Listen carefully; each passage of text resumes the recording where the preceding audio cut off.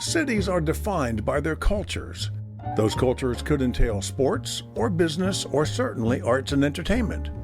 Oklahoma City is thriving in all of these areas. But who makes that all happen?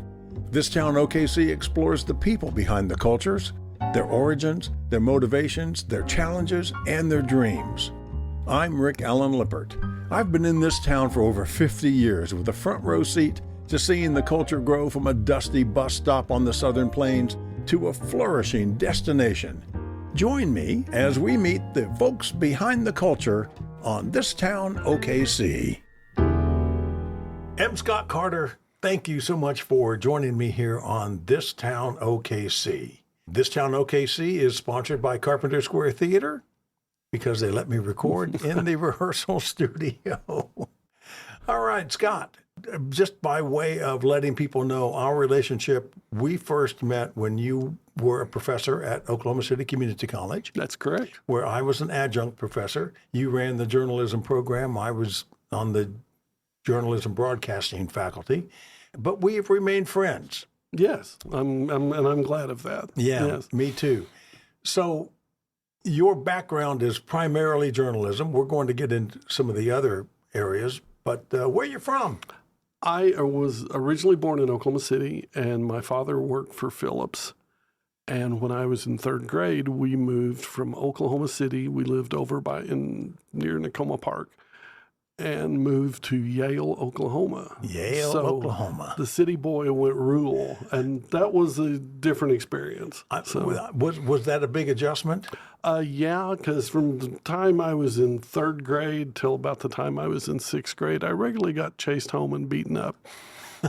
I'm not kidding. It was ugly. And why was that? Because I was a city kid is the way they looked at it. And did you have an attitude of superiority because of that? No, I didn't know anything about horses or cows. And so they looked down on you because you didn't rise to their level. I did not meet their educational standard at that time. So sixth grade, what after that? Well, between sixth and seventh grade, I made a couple of friends who helped protect me, and they were accepted. And so eventually the things settled down. Good. And when I was in the seventh grade, my friend Thad had been working at the Yale News, and he decided he was done. And I said, well, that sounds like a fun job. And he goes, well, I'll tell him you're interested. You go down and talk to him. And so I rode my bicycle from home one day downtown to the Yale News and talked myself into a job that paid 75 cents an hour. Not bad. And I was just the office flunky. Yeah.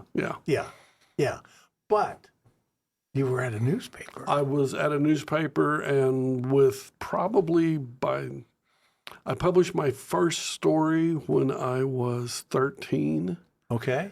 And after that, it was like, yeah, this is what I want to do. So that would be about a year after starting? Yeah, I published my first story, I think it was late in 1976.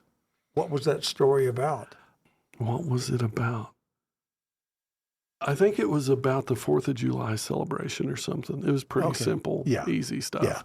Yeah. But yeah, that was the first story I ever published. Did you work there all through high school? Almost all through high school. I left a little bit of my senior year because everything was changing. And then after my first semester of college, I came back and helped them on a kind of a part-time basis. So, when did you take up photography? I was fascinated by how pictures got in print. And Beth Ray, the co-owner of the newspaper, the Yale News, was owned by Beth and Homer Ray. Their son Mike and I have been friends for about 4 decades. And Beth had this old twin lens Yashica Flex camera. And she handed it to me, and she goes, well, if you're going to learn photography, here's what you do. And so she showed me how to load it and let me, run around and take some pictures and show me how to develop film, which was fascinating. 35 millimeter? No, this was 120. Oh, okay. And we moved to 35 millimeter a couple of years later. Okay. The paper did. Yeah. that got me addicted. That was like, oh, this is too much fun. Yeah. Yeah. That's kind of how I felt, having shot some 8mm as a kid. When I went to college, I saw a 1/2-inch reel-to-reel black and white video porta pack. And I thought, oh my goodness, you can play it back right away? Yep. Yeah. So I know that feeling. But they were a huge influence in my life. A small town newspaper like that is kind of the heart of a community. Sure. And people would come in there to complain. They would come in there to talk. Homer and Beth were central figures downtown. So if you didn't know Beth and Homer, you didn't know the town. Right. And you learned how to deal with people. You learned how to deal with people who are happy, how to deal with people who are sad, how to deal with people who were mad, and those who owed you money. You learned how to deal with all of it. So it was a great experience. How large was the staff? There was Beth and Homer, myself, and a girl named Patty who did the typesetting. Okay. That was it. All right. That was it. Boy, talk about a place to learn the business. Oh, yeah. Yeah, I probably had a bachelor's degree by the time I started college in journalism, with all the questions and all the stuff I'd ask Homer. It was pretty. I saw the transition from hot lead to offset. Okay. I got to be there for that, which was fascinating. Then saw the transition from offset to desktop publishing. All while at Yale News? Yep. Wow. Yep. Remember, Steve Jobs released the Mac in '84. Yeah. And I graduated in '81. So. Okay. Yeah. Now, you mentioned college. I believe I know that you went to Oklahoma State University. Before that, I went to Northern Oklahoma College in Tonkawa for 2 years. Oh, okay. And got an associate's degree up there, and then transferred to OSU. And NOC was relatively close to Yale, as I recall. Where NOC is up by Ponca City, between Ponca City and Blackwell and Tonkawa. And Yale is? Yale's about 70 miles away. Okay. Yeah.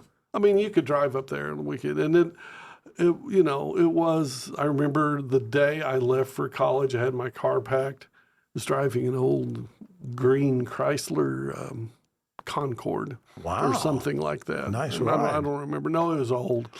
But it got me there and back. But my mom is standing at the door crying and waving as I drive off. Yeah. But it was a great experience. NLC was a great place to go to school. I had great teachers. I made friends there that I still have. Nice. And so. Did you work on the school paper there? I was the editor of the student newspaper there. All right. And for a while, news director of the radio station. Oh, wow. So, nice. Yeah, I was journalism. My English teachers hated me because I wrote AP style, and it drove them crazy. Gosh. That's why I always got a B in English. What are you going to do? Yeah. So OSU, transferred there. to OSU. When I went to college, my folks said, we'll put gas in your car, we'll send you home with groceries, but if you want to go to college, you're going to have to work. We can't pay for it all. And so I started out as an intern at the Stillwater News Press in Stillwater. And after my interns, that was one summer. That was the summer before I started OSU officially. Okay. And which, by the way, is a great time for a student to get involved with the station or the newspaper because staff is sparse. Staff is sparse. Pressure's less. You have a little more time to adjust and ask questions and work out kinks. And then when the fall semester starts, you're ready to roll. Yeah. But after my internship was over, the associate publisher came and said, hey, if you want a part-time job, we'd like to have you. Nice. And so I worked in the evenings as a photographer who could write. They didn't make me a photographer reporter. I was just the photographer who could write. So they let you write your own cut lines? Oh, besides, there was a couple that I probably shouldn't have written. But occasionally I'd do a story. I would stumble on a story while I was out taking pictures, and they'd let me do that. So nice. That was fun. Yeah. Did you ever work on the Ocala? Yes, I was editor of the Ocala in summer of 1984. Okay. The year you graduated. No, I didn't graduate from OSU till 85. Okay. Later. Okay. Yeah. Yeah. Okay. Did you break any big stories while you were at OSU? Let's see. When I was editor, the one good story we really did is the president of OSU at the time was a guy named Larry Boger. And he was being touted as president. He was a candidate for the presidency of Michigan State. And we found out about it. We got a tip and found out about it. So we put together a story, but I needed all the stuff from Michigan State. And the staff and I were sitting around talking, and I said, well, let me talk to the editor of the student newspaper. I got an idea. And so I called him and I told him what I had. And I said, I know you guys are looking for candidates. Let's do this. Let's write a story together and both break it at the same time. And he was all about that. So we broke that story between us and Michigan State. We broke it on the same day. And yeah, that one made the administration pretty upset for a while. But most of the time it was, just keeping up with college stuff, what was going on campus in Stillwater and things like that. Sure. But it was fun. It was a great summer. First job out of college? First job out of college after I graduated, I stayed at the Stillwater News Press. Stayed there for 5 years. All right. And did they ever let you be a reporter? Yes. I kind of moved into a reporter photographer role. Did everything under the sun. Wrote feature stories. Wrote hard news. Every Friday night during the fall, you would find me at between 2 and 3 different football games. You'd go load up, throw your gear in the car, go photograph the first quarter of Pawnee versus whoever, then drive to Yale, do the second quarter of Yale versus whoever. And then it was probably Cushing or somewhere around there, or Morrison. Morrison had a great team, so everybody wanted to cover Morrison because they always won. And you'd do the rest there. Then you go back to the office, run your film, make your prints, and get out of there by about 2 or 3 in the morning. That was a typical Friday in the fall. Yeah. Living the dream. Living the dream. Oh, yeah. That was a great experience. I covered traffic fatalities. I saw death close up. I got to do things that most people wouldn't do. Got to go places a lot of people wouldn't get to, Right. When you're a reporter, you get to experience things. Yeah. And Stillwater's a great town for things like that. Campuses, there's always something going on campus. You just work your tail off. Yeah. I was at the Ice Bowl in '84 when it was so cold that the film was freezing up in my camera, and you'd have to take a camera body and put it under your armpit. Now, this is a metal Nikon, so it's ice cold under your armpit, and get it warm enough where the film would move and not fracture. And that would work. You could shoot about 5 to 10 minutes worth. Then it had to go back under your arm. Yeah. Yeah, it's miserable. but gosh, dog, having fun. Oh, yeah. Great experience. What got you out of Stillwater? Well, I got married. My first wife and I met her.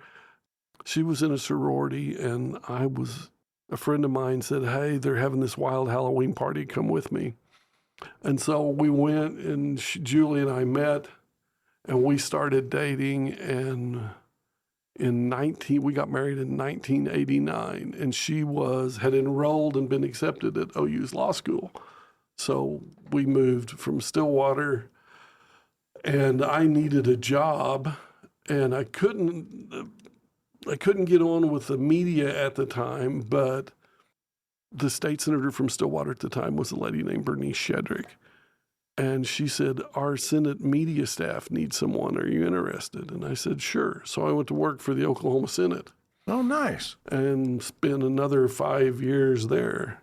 And I've always been interested in politics. I covered politics. one of my favorite pictures from the Stillwater News Press was taken of Henry Bellman. They wanted me to go to, it was gubernatorial election when Bellman ran for his second term. I think it was either 86 or 88. I don't remember the exact date. But Bellman was from Billings. And so they sent me to Billings, and Bellman is voting in a voting booth by hand. He's got a little ballot, and it's not electronic, and he's got this one little electric light hanging over it. And instead of using a flash, I shot available light. Mm-hmm. And it's just old school voting. And it's my all-time favorite picture. It's one of the pictures I'm really, really proud of Henry Bellman voting. And he remembered that when I bumped into him at the Capitol. He goes, "I remember you. You came to Billings and took my picture." But that was an experience, learning how a bill really becomes a law, learning the ins and outs of the legislature. That was a wild ride. Will Rogers said, two things you don't want to watch being made. Right. Sausage and laws. Sausage and laws, yeah. It's fascinating. You learn, especially when you're more part of the staff, you learn what motivates them, what they're afraid of.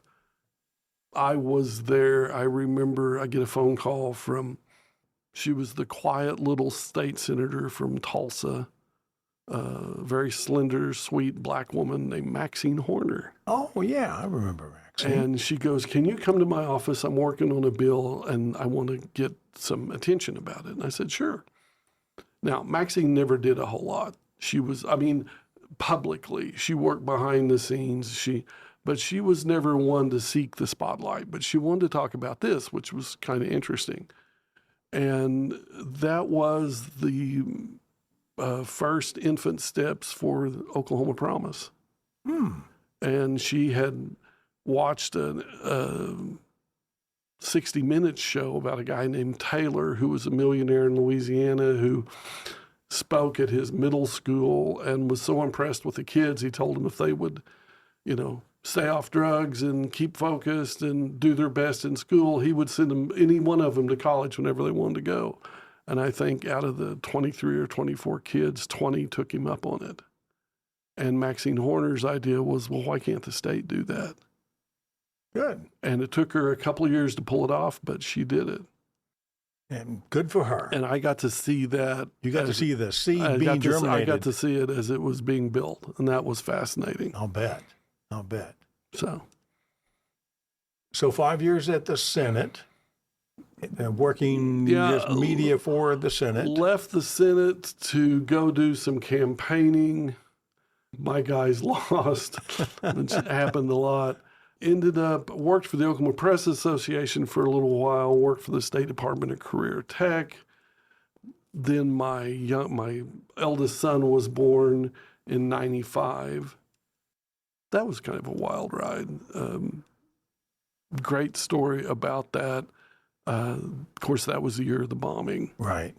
And I'm working for Career Tech.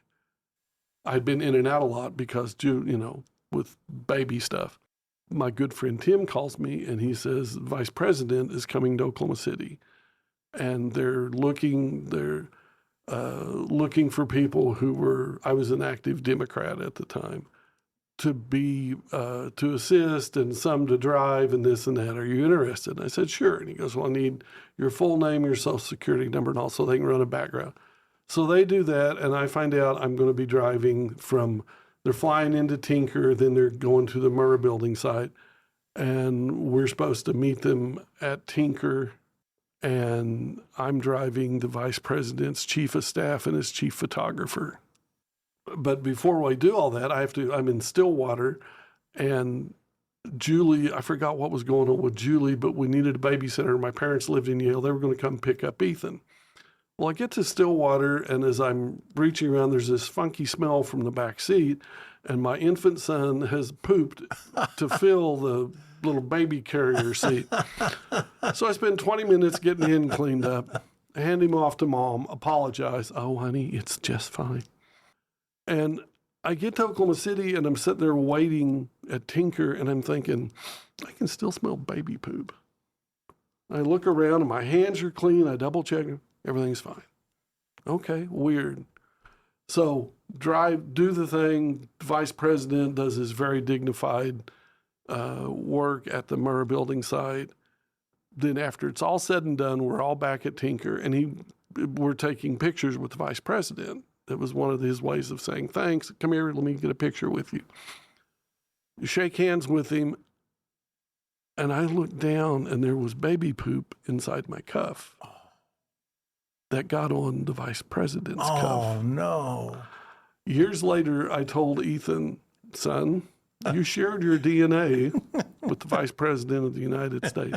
I don't know whether he ever realized it. I'm sure he'd think, what the hell? Where did that come from? And this was Vice President Al Gore. Al Gore. Yeah. Yeah. So, and I still have that picture, and it's like, I've seen that picture. yeah, you can't tell whether or not there's baby poop there, but there is. So, yeah. That's funny. That was in the 90s. Ethan was little. Julie and I sadly got a divorce a few years later, and a couple of years after that, I remarried. I'd worked from there. I'd gone to work for the House of Representatives, leveraging that legislative experience, and had also worked at the Metropolitan Library System. What did you observe to be the differences between the way the House worked and the way the Senate worked? The Senate, when it wanted to be, could be more thoughtful. The House can be really, really emotional. It's the closest to the public. It reacts the quickest. 10 people call a state representative's office, and the next thing you know, he's in the speaker's office pounding on his desk. If 10 people call a state senator's office, he calls a couple other senators and said, we've probably got an issue here. Let's talk about it. That's the difference. The Senate liked to be, and at times it could be really deliberative and do a really good job. And then at other times it could be just as emotional as the House. But when I worked for the Senate, that was when they passed that landmark education reform bill, House Bill 1017. 1017. And that was a mammoth fight in the state. And I saw what was going on inside and outside and how that all came about. Eventually, I may write a book about that eventually because there's a lot there. So, speaking of writing books, you've written a few. I've written, when I went back to OU to get my master's, I got my master's in professional writing. And I had written 3 novels before I'd gone there. Now, they weren't very good. And then learned how to properly do the deal. And I think I wrote 3 or 4 after. I've published 2. I've published 1 nonfiction book. And I still have several novels. Got a couple that are done. Got 1 I really like that I'm working on now. So, but one of your novels won Oklahoma Book of the Year. Yeah, it was a story about a young girl that accidentally clones a teenage Beethoven and then makes the mistake of falling in love with him. Accidentally clones a teenage Beethoven and then falls in love with him. Her father is a world-renowned geneticist, and he has all this technology, and she goes and visits a Beethoven exhibit and comes back with some stray hairs on her sweater, and the one she picks to show her friends how this machine works just happens to be Beethoven's. That's very inventive. Yeah, it's fun. Yeah. It was fun. Did you have fun playing the what if game? Yeah, I spent about a year researching Beethoven, and everybody contends, Beethoven was deaf by the time, we all know that he was deaf by the time the Ninth Symphony came out. Right. Everything I read and all the stuff I looked at, I think he'd been deaf a lot longer than that. Okay. I think he'd been deaf early in his life and had learned how to fake it. Okay. I think he read lips really well. I know there was a scholar that talks about how he composed later in his life he'd either be completely naked or shirtless and lay on top of the pianoforte to feel the vibrations as he pounded on the keys. Or he'd do it on the floor, and he had cut the legs off so he could feel the vibrations as he pounded on the keys. Wow. And so the one thing I wanted to do in that book was he never heard the ninth. Correct. And I wanted a scene where Beethoven hears the Ninth Symphony. Okay. And that was fun to write. And I mean, it took forever to write it, but it was really fun to write. And what year did it win the Oklahoma Book Award? Oh, what was that? 2012, I think. Okay. Yeah. How did you get into teaching? Well, at every newspaper I worked at, it always inevitably, I would be in charge of the summer intern or interns. Yeah. And I did that a lot when I was at the Journal Record, which came later in my career. And I really liked that. I liked helping younger students because I had some really good teachers. And I wanted to, do the same. Yeah. And so I forgot, it was like 2017. There was this opening at OCCC, and I took the plunge and applied and got the job. And that's where we met? That's where we met, yes. Longtime Professor Sue Hinton had basically started that program. And she'd done amazing things with it for decades. Yes. And had retired. And I will say, I believe you took it to new heights with winning not just student competitions, but statewide and regional competitions as well. I had some great students. I see a lot of them today. They're still in media in some form. And they had all sorts of talent. They just, you figured out where they wanted to go and what direction, and then you pushed them really hard that direction. We had a lot of fun with the student newspaper. It got to stretch. I remember we had one team, one semester, it was almost all female. And they decided they wanted to do a special issue about what it was like to be a female in Oklahoma. And all I did was, I was just ringmaster. I just stepped back and okay, I'll proofread copy and you guys go. That damn thing ended up winning all sorts of awards because they did all these different stories about what it was like to be a woman and deal with politics or, issues about reproduction or professional issues or this or that. It was comprehensive. It was comprehensive, and it was really well done. So I seem to recall you also had students do a special feature edition on homelessness of students. Yes, they, we were sitting around, I was teaching a feature story class at the time, and that's where the idea came from.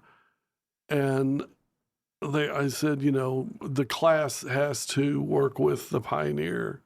One of your final assignment is to do one big feature story.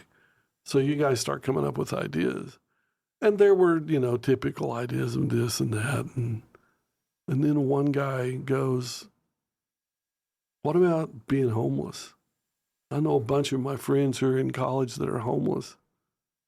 I looked at him and said, you gotta be kidding me. And it went from there, and we found 5 students who would talk to us.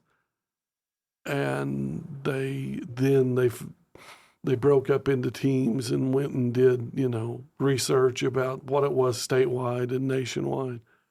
That was another big award-winning issue. Yeah. The work they did on that. And it was hard. It was, listen to some of those stories, it was gut-wrenching. Yeah. So. Yeah. Oh, yeah. It really was. And you entered these into competition with the SPJ, Society of Professional Journalists, and they're winning in the professional category. They were competing against professionals, and they won. That was phenomenal. Fabulous. That was fabulous. Yeah. And these weren't 4-year, juniors and seniors at O State or OU. These were first 2-year community college kids. Yeah. And that's another thing that I discovered through my career. having gone to what was known at the time as a junior college, now is officially a community college, and then taught at one, those things are game changers. And people don't realize that they're belittled, they're made fun of, all that, but they change so many people's lives, it's not even funny. They do, because it's been my observation that many of the students are first-generation college students. Yes. No one in their family has ever gone. Yeah. And this is their effort to better themselves and improve their lives. And like you say, they're game changers. I had a kid in my class one time. He was in one of my news writing classes, and he was really smart, but he was lazy, he was lippy. He interrupted class a lot. He wanted attention. I know he was lonely too. And his parents were out of the picture. He was being raised by his grandma, because his grandma came to meet me one day when he'd enrolled, and how excited he was, the first generation in their family. And we had lots of students who were being raised by their grandparents. Right. Well, for a number of reasons. Yeah. Well, this kid, about a third of the way through class, I'm getting tired of this. And so I just called his grandma. I didn't reveal grades or anything like that. I just said, his behavior is a little questionable. And I mean, the next day, he came in and apologized, saluted, and even later, and much later, as the semester's ending, he came back up again, and, Professor, I'm really sorry about it. It's like, dude, look after your grandma. She's looking after you, and you keep going. I had a kid one time in class, older, probably early 30s. He was a really good student. He was working his butt off, working really hard, and he was right at an A in class. And he comes up to me, and we're just a few weeks away from the final. And he goes, Professor, I may not be here for the final. It's like, dude, what the hell? You got to be here for the final. You don't miss the final. Well, what's going on? And he goes, well, can we talk privately? Sure. So we go into my office, we sit down, and he tells me this story about how a few years ago he'd been in drugs really bad and gotten in a lot of trouble, and had gone to jail and got out and was rebuilding his life. But the DA down in Cleveland County had found an old DUI charge that they'd never prosecuted on him, and this and that. And they notified him that he had to make a court appearance, and it was 2 days before the final. And he goes, I guarantee you, when I go back, they're going to put me in jail. I said, well, do you know who the judge is? Yeah, Judge Balkman. Thad Balkman, former state representative. I said, I know Judge Balkman. I think I'll write him a letter. Really? You'd do that for me? Yeah, I'll write him a letter. And so I wrote him this really terse letter about how this was a great kid. He's doing great in my class. He's rebuilt his life. And if you throw his butt back in jail, it's done. Don't do that. Give him some leniency, give him some mercy, look after him. And so the day the final comes around, I look up, the kid's not in class. Oh. And so it's like 10 minutes before class starts. So I'm handing out the finals, and just as I think everything's done, the door kicks open, he comes running in, sits down, I give him his final. And of course, then for the next hour and a half, it's just quiet after the test is over, everybody turns it in. He's the last one to turn his in, and he runs up, grabs me in a bear hug, and almost breaks my spine. And I said, well, you're not in jail. And he goes, the judge read your letter and told me he was proud of me. He decreased it down to just a small fine because he said I needed to show some remorse, but I'm good. He went on to a 4-year and got a bachelor's degree. I haven't heard from him in a long time, but I have no doubt he succeeded. Yeah. Well, and those are the moments a professor just lives for. Well, and that was when it told me that colleges like that were really valuable. Yeah. And we don't realize that in Oklahoma. I can't tell you how many times at graduation my wife and I, Gwen Faulkner-Lippert, full-time professor at OCCC, now retired, we would be at graduation, and afterwards these students would be rushing up to us with their parents, and the parents would just be so grateful and thankful for what we've done. It was a unique experience. Yeah. It really was. I valued the time I spent teaching at a community college. I did too. But you've also taught at the university level. Pretty much the same thing. The students are a little different, but it's a similar experience.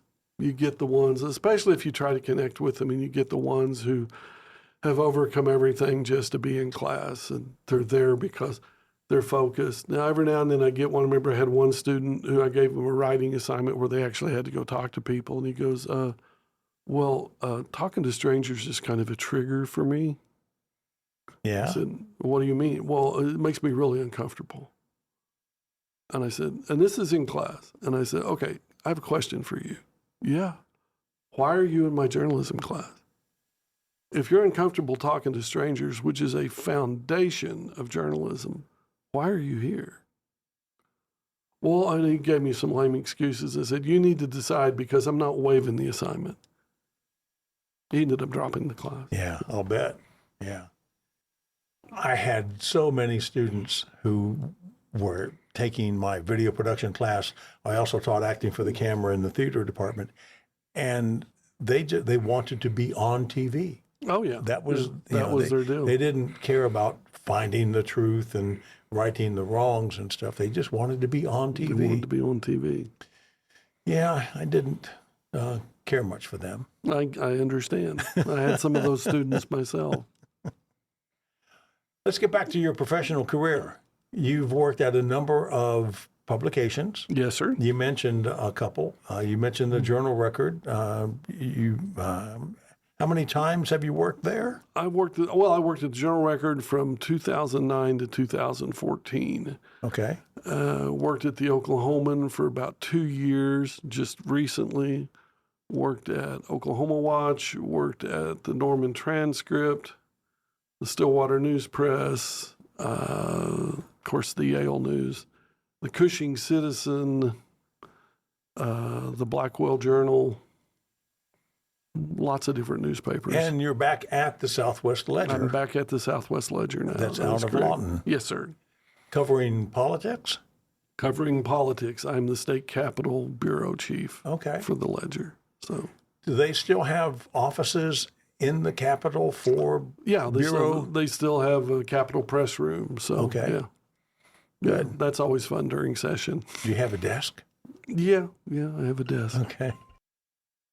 Covering the Capitol's fun. It's a wild ride during session. It's less of a ride during the interim. A little quieter. You get a chance to catch your breath and just go cover the occasional interim study. Yeah. What's the most interesting thing in the interims right now, as we record this in sort of late August, mid of 2025? Well, they're just launching their interim studies. I covered one last week, which reminded me water is always going to be an issue in Oklahoma. Yeah. As you know, there's been a fight over water between the state and tribal nations for more than a decade. Yeah. And you've written extensively about that. And there was an interim study recently. The people in southeastern Oklahoma are really concerned about protecting the Kiamichi River, not only because of the vast amount of water that goes through there, but the quality of that water. Right. The water is really good quality. As well they should be concerned. And so there's a fight over whether or not to put it designated as a scenic river, which gives it additional protections. The issue on that is the Farm Bureau is going to fight against that. Right. There's a big fight brewing over the Office of Management and Enterprise Services and their role in state government. And there's all sorts of other issues out there right now. It's always interesting. You think they do this one little interim study about footwear, and the next thing you know, it's this huge issue that explodes and goes all over the place. So there's no telling. I mean, those two I figure will probably be issues next spring, but there's no telling what else is going to be a fight about. So let's get back to your book writing. You're working on a book on the removal of the state seal. That book's done. Is it really? That book is done. I'm trying to find a publisher for it now. Okay. But it's called The Capitol War, and it's a nonfiction book, and it tells the story. I spent about 3 years researching it, and it's the real story of how the Capitol got moved from Guthrie to Oklahoma City. Which you've told me over drinks one night, a little bit of it, and I just found it fascinating because there were some real shenanigans going on. There was lots of racism involved. The Guthrie at the time was the home of a newspaper known as the Daily State Capitol, published by a guy by the name of Frank Greer, who was a progressive Republican. And the black community had found solace in Guthrie because of the Republican Party. And as you know, at that time, right as Oklahoma was becoming a state and all that, you had Teddy Roosevelt, you had Benjamin Harrison, those presidents who kind of cleared the way for that to happen. But at the same time, at the state level, you had guys like Charles Haskell who were pretty racist.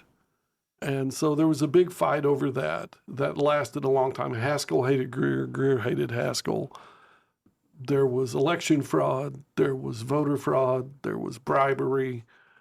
Yeah, it's all there. And it wasn't just some guys snuck in and stole the seal and hot-footed it to Oklahoma City. It was a planned insurrection that had been going on a long time. Well, I can't wait to be able to read this when it finally finds a publisher. I hope I can find a publisher for it. I think it's fun. I think it sets a lot of history on its butt, and I know it's probably going to infuriate some people, but well, what's that saying? I know it, but tell me about the comfort and affliction. Oh yeah, afflict the comfort and comfort the afflicted. But the deal is all the documents are out there. You just got to go look for them. Right. You go hang out at the Historical Society and go through some of those records. Go look at Haskell's files at state archives. Go look at old newspaper accounts of what was going on in Guthrie at the time. It paints a pretty ugly picture that we've quickly forgotten. What inspired you to dig into history at such a level, such an intense level of research? Well, I've always liked history, and I've always liked politics. That goes back to being a kid. And when you work for both houses of the legislature, there's always someone that gets up and snaps their suspenders and, let me tell you the story about how this Capitol building got here. And it always seemed, everybody who's not from Guthrie is always, well, we had to sneak in the middle of the night, take it from those reprobates in Guthrie. And that's how we finally got the Capitol moved to this great place. And I guess I'm kind of an underdog guy. It goes from being chased home and beaten up when you're in third grade. And I remember talking to State Representative Frank Davis from Guthrie, and he goes, that ain't the story. And there are hints about it in Guthrie if you walk around and look. And that fascinated me. And so it was just slowly, over time, I would get a piece here and a piece there, and I'd throw it in a file. And then finally, I don't remember what it was.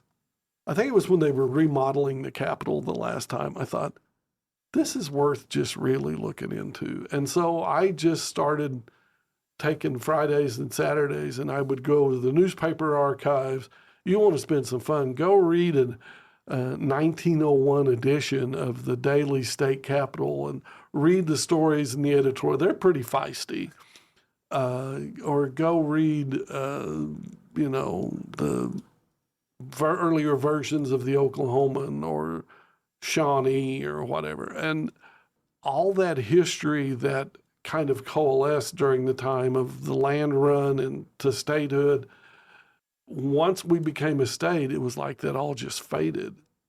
but it was how they got there, and everybody forgets about it. Mm-hmm. I mean, during a Haskell campaign, he released a document, his platform, and in it he talks about don't make Oklahoma a Negro El Dorado. And he talks about how incensed he was that a white secretary had to work for a black man. I was just appalled. Yeah. I thought, I can't believe, and I was even shocked. You put this in writing and got reelected. Yeah. Yeah. Where does this come from?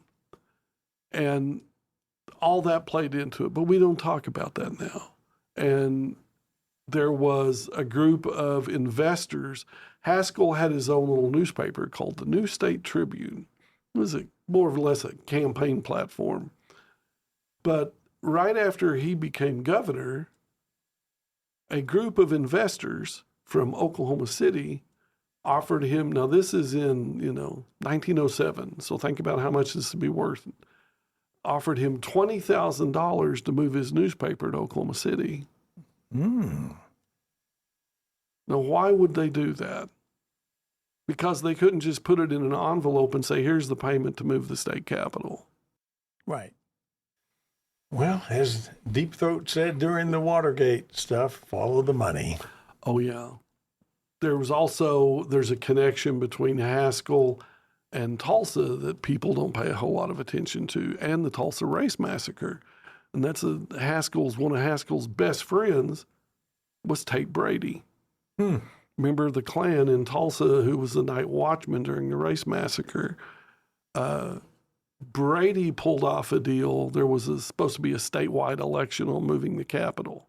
Now, this is in 1911. You know what the technology was like there. They barely had telephones. Mm-hmm. They had the telegraph. That was it. On a typical election, it took to get certified election returns, took anywhere from 3 to 6 weeks. Haskell tasked Brady with getting election returns on the Capitol location thing. Magically, they got them all in one night, Rick. Yeah. Imagine that. And then Haskell came to Oklahoma City, wrote a proclamation, and set up an office at the Lee Huckins Hotel. A Supreme Court judge said, dude, you can't do this. And Haskell goes, I'm governor, and if I think I can do it, I can do it. The more things change, the more they stay there. There you go. There you go. So anyway, it's a fascinating part of state history, and I want to document it. Well, I can't wait for it to be published. M. Scott Carter, thank you so much for this visit. I always enjoy talking with you, and now we have it preserved. I've enjoyed it too. History and you are two of my favorite things. So. This Town OKC is sponsored by Carpenter Square Theater. It's edited by Fred O. Bishop. I'm Rick Allen Lippert. This has been a Lippert Media production.